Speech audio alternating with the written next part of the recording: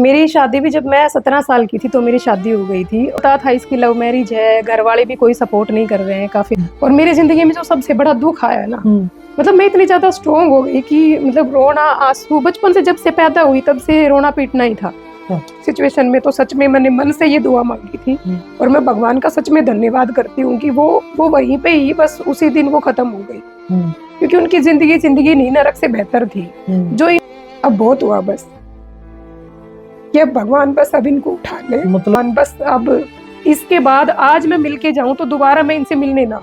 तो चाचा भी फिर जल्दी एक्सपायर हो गए थे, उनकी चूड़ियां पहनाई, उनसे भाई हुआ था मुझे। अच्छा। हाँ जी।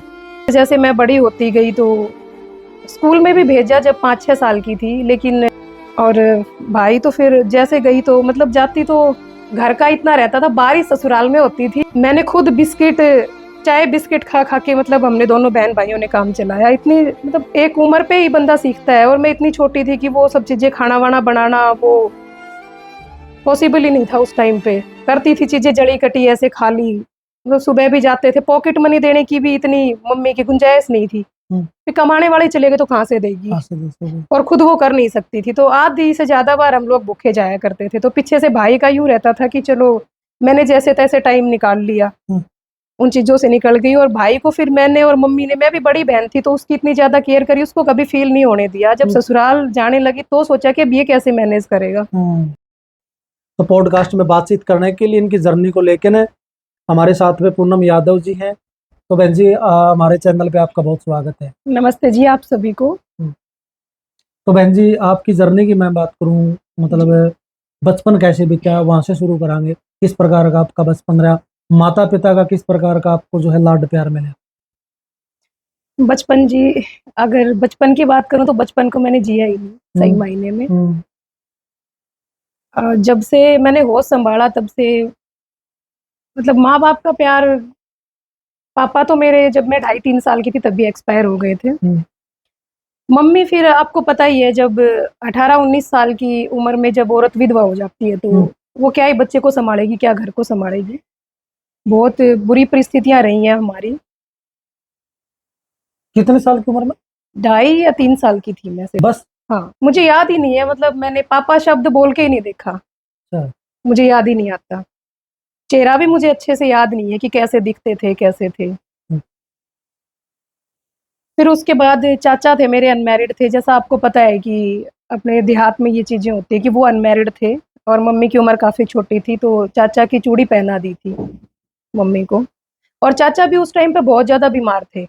मतलब हमारी फैमिली में एक जेनेटिक प्रॉब्लम बोलूं तो कि मेरे दादा को थी, मतलब काफी 3-4 पीढ़ियों से चलती आ रही है।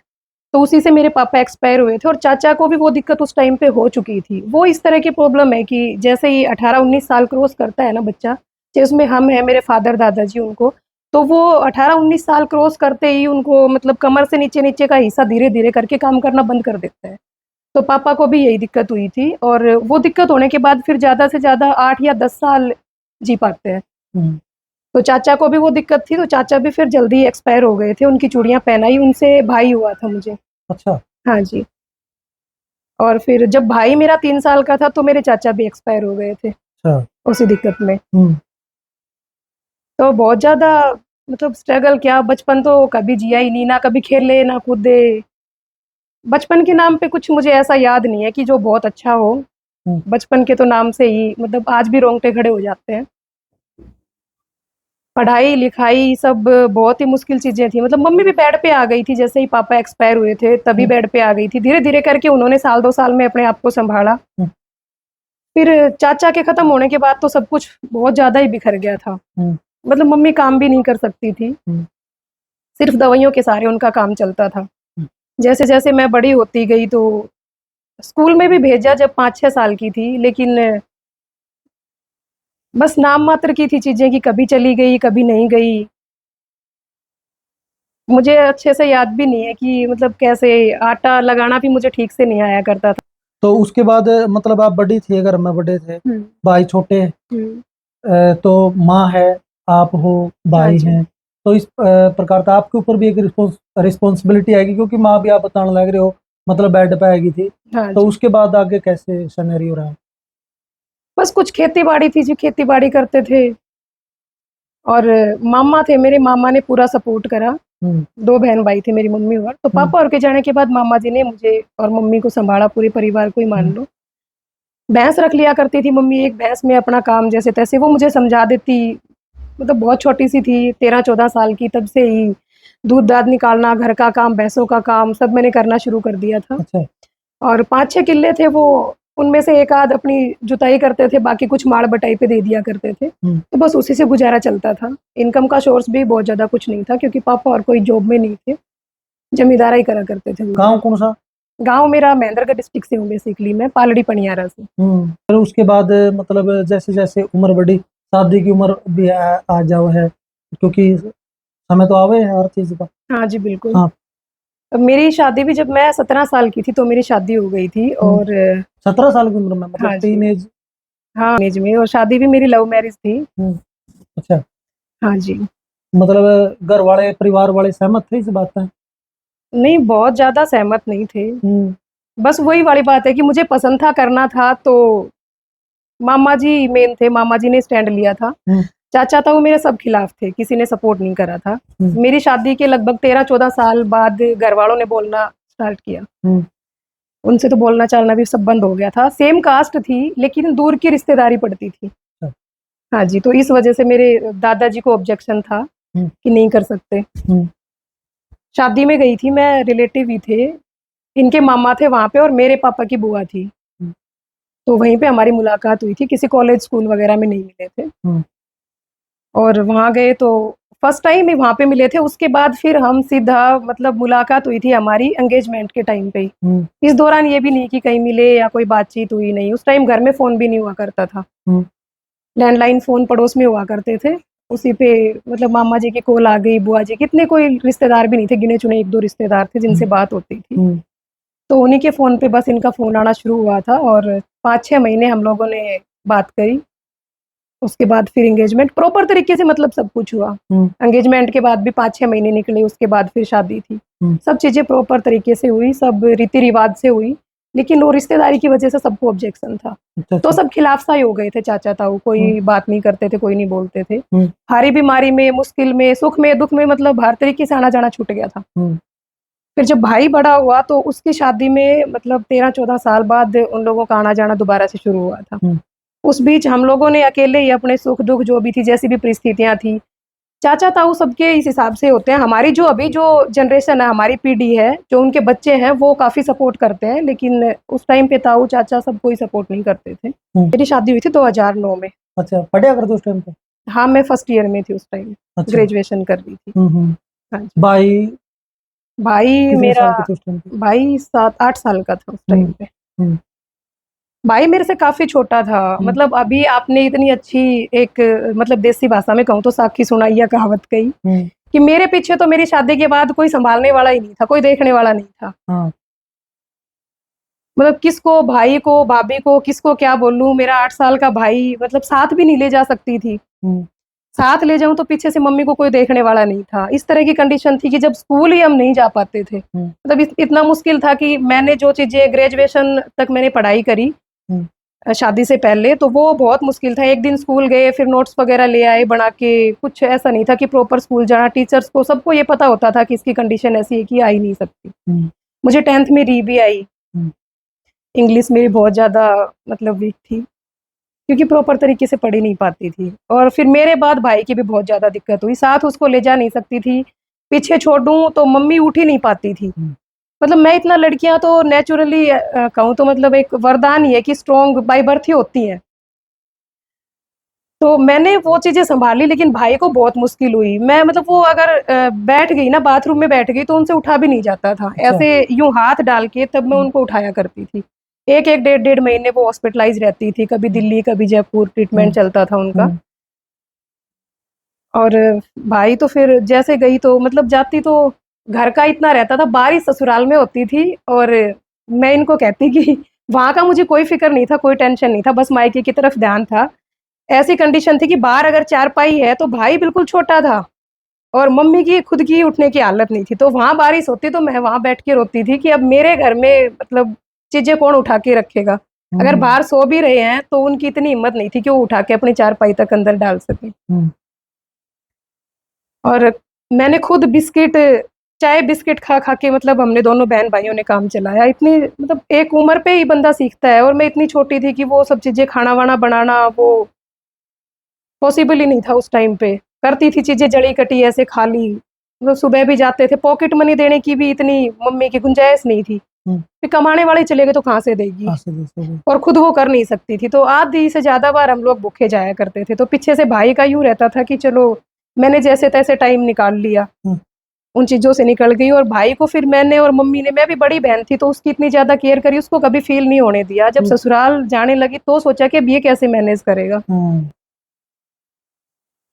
ससुराल भाई को ले जा सकती हूँ, लेकिन माँ को तो ये भी नहीं था कि मैं ससुराल में उठा के ले आऊँ। गाँव में ये सब चीज़ें, फिर मेरी पूरी फैमिली थी, सास, ससुर, देवर, ननद, किसी को ऑब्जेक्शन भी नहीं था अगर मैं लेके जाती तो, लेकिन पॉसिबल नहीं होती चीज़ें।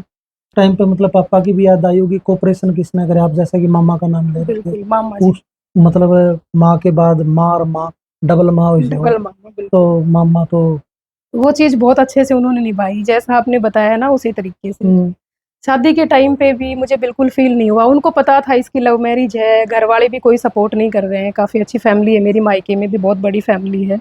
उसके बाद भी उन्होंने मेरे लिए स्टैंड लिया, मुझे कभी महसूस नहीं होने दिया, मतलब मेरे लिए उन्होंने बहुत सारी चीज़ें सुनी, चाचा, ताऊ सबने उनको बहुत कहा कि तू सपोर्ट नहीं करता तो ये शादी नहीं होती।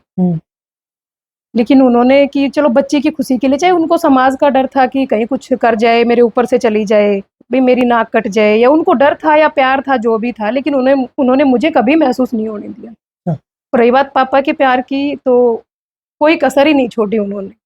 मतलब मामा थे, पापा बोल नहीं सकती थी, लेकिन पापा से ज़्यादा बढ़ के थे मेरे लिए वो।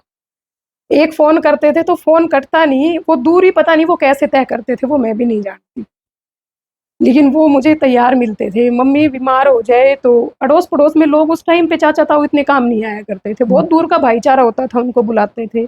तो मम्मी के सिरहाने हम बैठे रहते, और उनके पहुँचने के टाइम तक जैसे ही वो पहुँचते तो उनको हॉस्पिटलाइज़ करवाते। मतलब उनका एक हाथ ऐसा था जो जब वो सिर पे फेरते थे ना, तो माँ और बाप दोनों की कमी पूरी हो जाती थी। और मेरी ज़िंदगी में जो सबसे बड़ा दुःख आया ना, मतलब मैं इतनी ज़्यादा स्ट्रॉन्ग हो गई कि मतलब रोना, आँसू, बचपन से जब से पैदा हुई तब से रोना-पीटना ही था।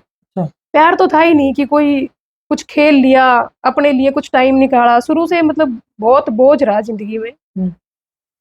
तो बहुत आदत हो गई। अब भी जब कहीं जाते हैं ना, तो साथ वाली कहती हैं कि यार तू इतनी स्ट्रॉन्ग हो गई। मैंने कहा स्ट्रॉन्ग हुई नहीं, हालातों ने बना दिया। इतनी छोटी उम्र में पापा का जाना, फिर चाचा का साथ था, वो भी चले गए कुछ साल बाद। और मम्मी बेचारी खुद को ही नहीं सँभाल पाती थी। इतनी चिड़चिड़ी भी हो गई थी कि मतलब प्यार, साथ उनको खुद को ही नहीं पता था कि कैसे अपने आप को सँभालूँ। और जब मामा गए ना, मतलब मुझे लगता नहीं था, वो जब तक थे तब तक मामा का रास्ता भी, मतलब मामा मेरे एक्सपायर हो गए। और वो जाने के बाद ही मुझे अनाथ वाली फीलिंग आई। नहीं, मुझे कभी नहीं लगता था कि मेरे पेरेंट्स नहीं हैं। मुझे किसी की कमी महसूस नहीं होती थी। चाचा की, ताऊ की, माँ की, बाप की, कभी किसी की कमी महसूस नहीं होती थी। वो मेरे साथ ऐसे बात करते थे, एक मतलब हस्बैंड वाइफ की भी कुछ चीज़ें होती हैं, ऐसी प्राइवेट बातें होती हैं, जो हम किसी क्लोज़ फ्रेंड के साथ ही शेयर कर सकते हैं। उनमें वो रूप था कि मतलब माँ-बाप का तो था ही था, लेकिन मैं अपने घर की, पारिवारिक, हम हस्बैंड वाइफ की हर एक बात मैं उनके साथ शेयर किया करती थी। और अब वो चले गए तो आज के दिन मैं सच बताऊँ कि मैं बहुत बड़ी तकलीफ़ में हूँ, परेशानी कुछ भी है, सुख या दुःख मैं किसी के साथ शेयर नहीं कर सकती। एक फ़ोन के साथ वो आते थे, 1 वीक हो जाता था ना, तो भी वो यूँ सोचते थे कि 1 वीक हो गया तो कैसे देखूँ, कैसे बात करूँ, कैसे मिलूँ। बहाने से हाल्फ डे लेके, आर्मी से रिटायर्ड थे, स्कूल में प्राइवेट में जॉब किया करते थे। हाल्फ डे लेके किसी न किसी बहाने से आ जाया करते थे कि मैं बस बात करने के लिए आया हूँ। मतलब जताया भी नहीं, वो ये ना माँ-बाप वाला कि माँ किसी भी तरीके से प्यार जता देती है, लेकिन बाप अंदर भरे रखता है, उस हिसाब से अपना प्यार लुटा नहीं पाता अपने बच्चों के ऊपर। वो सेम मामा जी का था कि उनके अंदर मेरे लिए बहुत प्यार भरा था। वो जी भर के उड़ेल भी नहीं सकते थे, लेकिन मैं बहुत मतलब गहराई से महसूस कर सकती थी उस चीज़ को। क्या दिक्कत बन गई थी उनको? कैसे? वो कोविड में एक्सपायर हुए थे। ब्रेन हैमरेज उनको हो गया था, बहुत हेल्दी थे। कभी कोई छोटी-मोटी भी दिक्कत उनको नहीं हुई थी, और मम्मी के जाने के बाद भी मुझे कभी नहीं लगा था। मेरी मम्मी लास्ट टाइम जब बीमार हुई दुर्लभ जी में, मम्मी भी मेरे मम्मी भी काफ़ी टाइम हो गया। मम्मी लास्ट टाइम जब एक्सपायर हुई थी तो दुर्लभ जी में थी, और 40 दिन दुर्लभ जी में एडमिट रही थी। मम्मी को हो गए 5-6 साल के करीब एक्सपायर हुए। तो दोनों बहन भाइयों में भी बहुत ज्यादा प्यार था। और मम्मी को मैं राजी खुशी लेके गई थी। परमानेंट बीमार तो थी वो, लेकिन ऐसा कुछ नहीं था कि बहुत ज्यादा क्रिटिकल सिचुएशन थी। दुर्लभ जी हम लोग लेके गए। तो अब जैसे ही मैं बड़ी हुई तो मामा जी ने थोड़ा सा मतलब कमांड संभालना छोड़ दिया था कि पैसे की जरूरत हो, कोई भी जरूरत हो मुझे फोन कर देना, तुम हस्बैंड वाइफ संभाल सकते हो। तो हम लोग ही लेके गए थे। और मम्मी बहुत ठीक थी। लास्ट टाइम सर्जरी हुई उनकी 25वें 26वें दिन, तो उसके बाद रिकवर नहीं कर पाई वो, बहुत ज़्यादा कंडीशन ख़राब हो गई थी। फिर मैंने मामा जी को फ़ोन किया कि मम्मी की तबीयत बहुत ज़्यादा ख़राब है। और हमें लगभग 10 दिन पहले ये पता लग गया था कि मतलब डॉक्टरों ने जवाब दे दिया था कि अब ये बचेंगी नहीं। उनकी बड़ी आंत की सर्जरी हुई थी और वो रैप्चर थी पूरी अंदर से, वो चीज़ हील ही नहीं हो पाई। तो लास्ट टाइम पे जब मामा जी वहाँ गए, मैंने उनको बताया कि डॉक्टरों ने जवाब दे दिया। तो ऐसे इमोशनल तरीके से जैसे मतलब एक बाप को बच्चे के लिए फील होता है, इस हिसाब से कि मैंने पहली बार तेरे भरोसे छोड़ के भेजा था इसको, इस बार तू लेके जा। हर बार वो साथ जाया करते थे और इसी बार मतलब इस तरह की सिचुएशन आ गई कि डॉक्टरों ने जवाब दे दिया। लास्ट टाइम 5-6 दिन वो साथ रहे। और जब हम आईसीयू में थे, मतलब मम्मी की कंडीशन इस तरह की थी, बहुत ज़्यादा स्ट्रॉन्ग बन चुकी थी, पर फिर भी देखा नहीं जा रहा था मेरे से, बहुत ज़्यादा उनकी हालत ख़राब थी। और मेरी मम्मी का भाई में बहुत ज़्यादा मन था। मतलब जैसा मैंने आपको बताया, मैं बड़ी हूँ, तो उनको ये लगता था कि हाँ ये संभल गई, जॉब लग गई, शादी हो गई। और भाई को वो बहुत ज़्यादा प्यार करती थी। तो मामा जी यूँ ही कह रहे कि इसका जी नहीं निकलेगा, मतलब कहीं अटक रहा था बस थोड़ा-सा, कि वेंटिलेटर पे थी कि वो हटाया तो शायद वो चली जाए। उन्होंने बोला कि तू लास्ट टाइम मिलेगी, अगर उसको ये तसल्ली दे देगी कि तेरे बेटे का ध्यान हम बहुत अच्छे से रखेंगे, तू टेंशन ना ले, तो शायद उसका जी निकल जाए। वो परेशान हो रही है, जान तो है ही नहीं, अब गिनी-चुनी सांसें हैं। बाहर से मैं देखती तो मेरी हिम्मत नहीं होती थी जाने की, कि जब मैं लेके गई तो ऐसे लिटा के मौज-मस्ती करते, खिलाते-पिलाते लेके गई थी और इस तरह की हालत, मतलब बहुत बुरी हालत थी उनकी। फिर जैसे अंदर गई तो हाथ पकड़ के मुझे भी लगा कि अब तो मतलब कोई बच्चा होगा जो ये चाहेगा अपने माँ-बाप के लिए कि अब ये मतलब चला जाए ज़िंदगी छोड़ के, हमें छोड़ के। और उनकी उस हालत में पहली बार मैंने अपनी माँ के लिए प्रार्थना करी कि अब बहुत हुआ बस, कि अब भगवान बस अब इनको उठा ले। मतलब उसका दुख कौन देखेगा, वो तड़प उनका दी दुख नहीं देखा गया मेरे से। माँ। मतलब पूरी ज़िंदगी उन्होंने इतनी ज़िम्मेदारियाँ उठाई कि 18-19 साल की उम्र में विधवा हो गई। पति का सुख नहीं, फिर दूसरा पर ले लगाया तो उसका भी सुख नहीं मिला। और काम करने की हालात नहीं होते थे, काम करने के ऐसे मतलब घसीट-घसीट के उन्होंने काम करा, हमें पढ़ाया। सरकारी स्कूल में कभी हमें नहीं भेजा। मतलब जैसे भी हालात रहते यूँ कहती दवाई कम खा लूँगी, लेकिन तुम लोग पढ़ो लिखो, पता नहीं मेरी ज़िंदगी कितने दिन की है। और हिम्मत करके उस सिचुएशन में मैंने ये बोला कि भगवान बस इसकी ज़िम्मेदारी यहीं तक थी। मतलब पेरेंट्स की ज़िम्मेदारी तो बहुत होती है, शादी के बाद भी माँ-बाप यूँ चाहते हैं कि अभी बच्चों को बच्चे हो जाएँ, मैं इतना और कर दूँ, इतना और कर दूँ। लेकिन मम्मी की हालत ऐसी थी, मैंने कहा इसकी ज़िम्मेदारी यहीं तक थी कि मैं बड़ी कर दी अब अपने भाई को मैं बड़ा कर सकती हूँ। इतनी तकलीफ में थी, इतना रात-दिन हम ऐसे पेट दबाते रहते, हाथ-पैर दबाते रहते, 2-2 दिन तक अन्न का दाना नहीं जाता था, फ्रूट जूस के साथ रहना। तो बस मैंने उनके सिरहाने खड़े होके यही प्रार्थना करी थी कि भगवान बस अब इसके बाद आज मैं मिल के जाऊँ तो दोबारा मैं इनसे मिलने ना आऊँ। तो दुख देखा नहीं गया बेटी पे, सारी बात माँ ते शेयर करया करे। मैं जब 5-6 साल की थी तभी से उनको देखती आ रही थी, लेकिन तब मजबूरी थी, तब मुझे भी मतलब ज़रूरत तो पूरी ज़िंदगी रहती है, पर उस टाइम उनके अलावा मुझे कुछ दिखता नहीं था। उनका एक-एक मिनट का दुःख, परेशानी तो बर्दाश्त नहीं हो रही थी। और लास्ट सिचुएशन में तो सच में मैंने मन से ये दुआ माँगी थी। और मैं भगवान का सच में धन्यवाद करती हूँ कि वो वहीं पे ही बस उसी दिन वो खत्म हो गई। क्योंकि उनकी ज़िंदगी नहीं, नरक से बेहतर थी। जो इंसान उठ के चल नहीं सकता, मतलब लेट बात तक नहीं जा सकता, खाना नहीं खा सकता, इच्छा है और फिर भी खा पी नहीं सकती। पूरी ज़िंदगी बिना मतलब किसी आदमी के, आपको पता है जब मतलब कई चीज़ें याद आती है ना, अभी भी जब याद आ जाती है तो अकेले में बहुत स्ट्रॉन्ग बनती हूँ, लेकिन अकेले में बहुत रोती हूँ मैं। मतलब उनसे चला नहीं जाता था, मैं छोटी थी, भाई तो इतना छोटा था कि भाई को मैंने अपनी गोदी में खिलाया है खुद ने। अच्छा। काफ़ी बड़ा घर था गाँव में, जब कोई मतलब ज़हरीला जानवर भी आ जाए ना, जैसे एक बार क्या था कि भैंस रखते थे हम लोग और साँप निकल गया काफ़ी बड़ा घर में। और मम्मी वो उठ के ही नहीं चल सकती थी तो कहाँ, और बच्चों को तो आपको पता है कितना डर लगता है। और मतलब चाचा ताऊ का इतना सपोर्ट नहीं होता था, बैठे बैठे मेरे साथ रोती थी कि मतलब दो दो आदमी घर में थे और फिर भी आज हमारी इस तरह की सिचुएशन है कि जहाँ मतलब इंसान की जरूरत है, आदमी की जरूरत है, उस जगह आदमी नहीं है। वो मुझे यूं तसल्ली देती कि ये हमारा पितर है, हमारा ये है वो है। उसको ये पता था कि मैं कुछ कर नहीं सकती। और आस पड़ोस का मतलब इतना था, बहुत ज्यादा गहराई में मैं नहीं जाना चाहूंगी क्योंकि चीजें उस टाइम कुछ और थी, आज कुछ और है। वो जनरेशन, वो जो चले गए, उनके बारे में मैं कुछ नहीं कहना चाहती। चाचा ताऊ जो भी थे, उन्होंने अच्छा किया बुरा किया, अब जो भी है वो बहुत अच्छे से साथ है, सपोर्ट करते हैं, तो मैं दबी बातों को नहीं उखाड़ना चाहती। लेकिन सीरियसली मतलब एक आदमी की कमी घर में बहुत खलती है। अब जब भाई बड़ा हुआ है ना, तो यूं लगने लगा है कि उस घर में कि वो घर घर है। मतलब छोटी छोटी बातों पे हमें इतना महसूस होता था कि